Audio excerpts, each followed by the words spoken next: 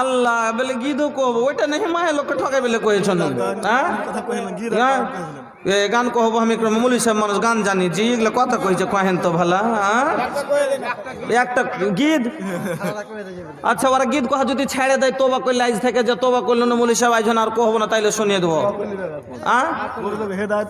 ওরে আল্লাহ মা খালা তোবা করে লাও খবরদার যারা গীত কইবার সাজা জানো ভালো করে আগে সাজাটা শুনে লাও কেয়ামতের দিন এই চিৎকারের কারণে এই সুরের কারণে ইয়াতে আমি বলছি মুমফলি কোটাও দিবে বিজয়হার বেটির লেগে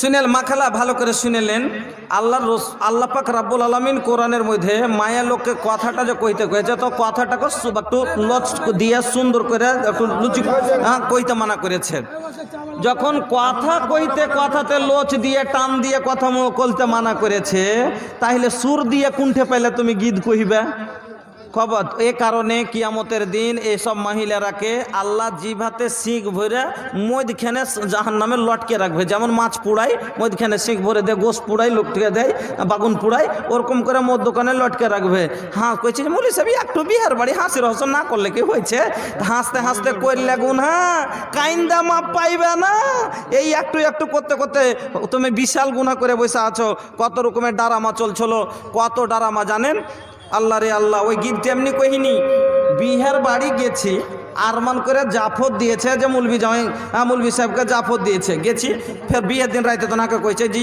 ছোট দাদুরকে বৈঠকে সুতোগা আমি কইছি ছোট দাদুরকে বৈঠকে কেনে শুধবো বিয়ে খেতে এসি যেখানে সেখানে শুধবো কইছি এখানে বিয়ে সাদের ব্যাপার জ্যামজাম হইবে ছেলে পিলে আসলে সেইটা কথা হাঁকে দূর করছে কেনে জানেন রাইতে যে ওরা ওগুলা করবে ডারামা করবে তার লেগে ওরা হাঁকে দূরে ফাটাইছে লক করে ভাই আমি শুতে গেছি ভোর রাইতে যখন রাইতে 11টা হয়েছে মনে করছে আর কেউ জায়গা নেই মুলি সব চলে এসে শুতে দেখছি কে দিয়েছে 1000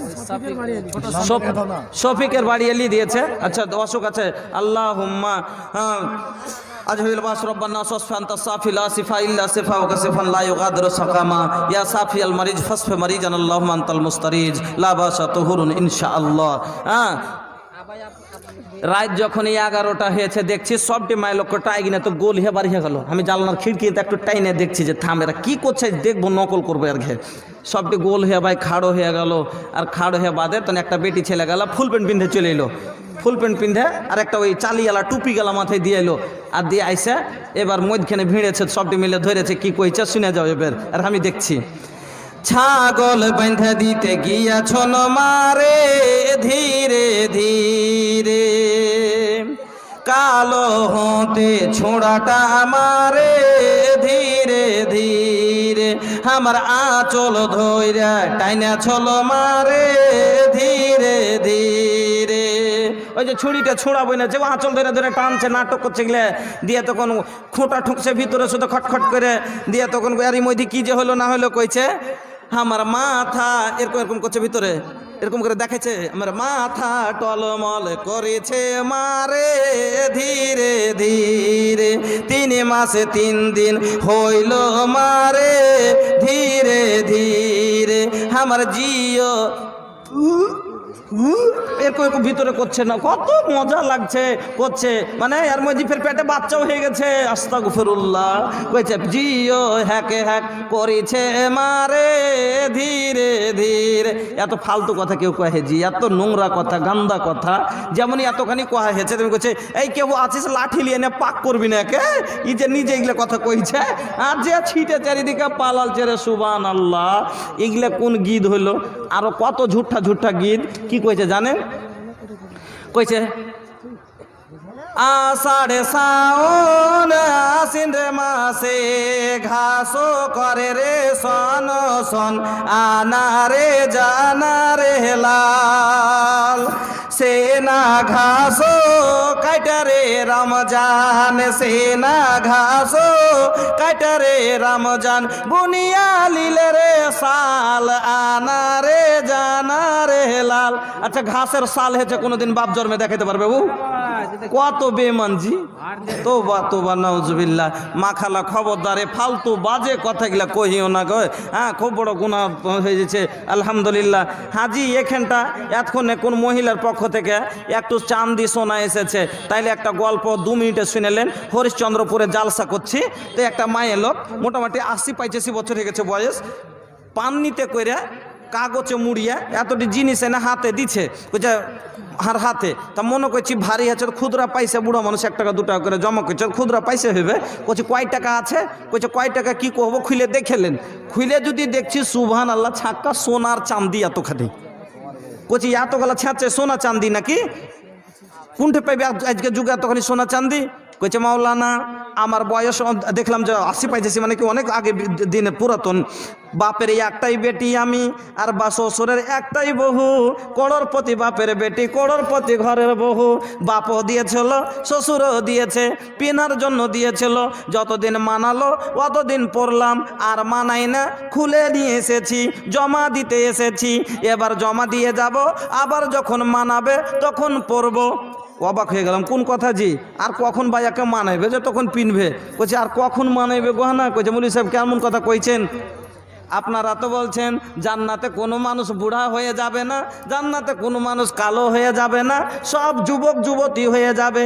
আর যখন জান্নাতে যুবতী হয়ে 18-19 বছরের বেটি ছেলে হয়ে যখন জান্নাতে যাব, হুরের চাইতে বেশি সৌন্দর্য আল্লাহ করবে, সেজে কুজে স্বামীর ঘরে যখন যাব, আমার আল্লাহ বলেছেন যদি স্বামী স্ত্রী দুইজনই নেককার হয়, তার বাল বাচ্চা দুইজনই যদি নেককার হয়, ও আলহাকনা যুরিয়াতাহুম, আল্লাহ বলছেন তাকে জান্নাত আবার এক জায়গায় করে দিব।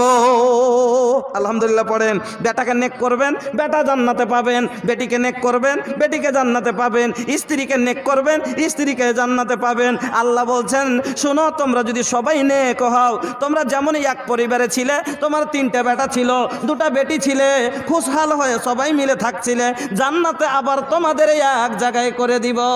সেই দিন যখন জান্নাতে স্বামীর আগা দিকে যাব, সেই দিন কিন্তু এই গহনা পিন্ধা যাব, তার জন্য আল্লাহর দপ্তরে জমা করতে এসেছি। সুবহানাল্লাহ, কত জ্ঞানী দেখছেন। যতদিন মানাইলো ওদিন পিনহু, আর মানাই না পিনবো না, ফের যখন মানাইবে তখন পিনবো, তার লেগে জমা করতে এসেছি, জমা লিয়ে এলেন। সুবহানাল্লাহ। আচ্ছা বেটির খেলে কেন থুইলেন না কিছু? কইছে মৌলভী সাহেব কোন কথা কইছেন? বেটিকে ওর বাপ দিয়েছে, ওর শ্বশুর দিয়েছে, যেগুলো পিনভের লেগে ও পিনবে, এগুলো আমার বাপ আমার শ্বশুর আমাকে দিয়েছিল পিনভের লেগে, এ লেগে আমি পিনু আর ফের পিনভের লেগে জমা থুয়ে গেল। আল্লাহু আকবার। এরকম জ্ঞানী মহিলা আছে দুনিয়াতে এখনো।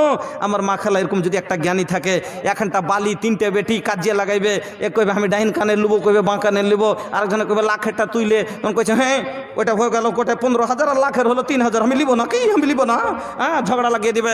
এ লেগে মরার আগে নিজের লেগে জমা করে দেন, পারলে গলা খুলে দেন, পারলে কান খুলে দেন, লাখ নাড়া করে দেন। কালিয়া চকে জালসা করলাম, একটা মহিলাকে দেখলাম একটা সোনার বালা, এই মোটা মোটা 2টা সোনার বালা পিন্ধাচ্ছে, মহিলাটা নিজের হাতে এসে বালাটা এক হাতের খুলে আমাকে দিয়ে গেল।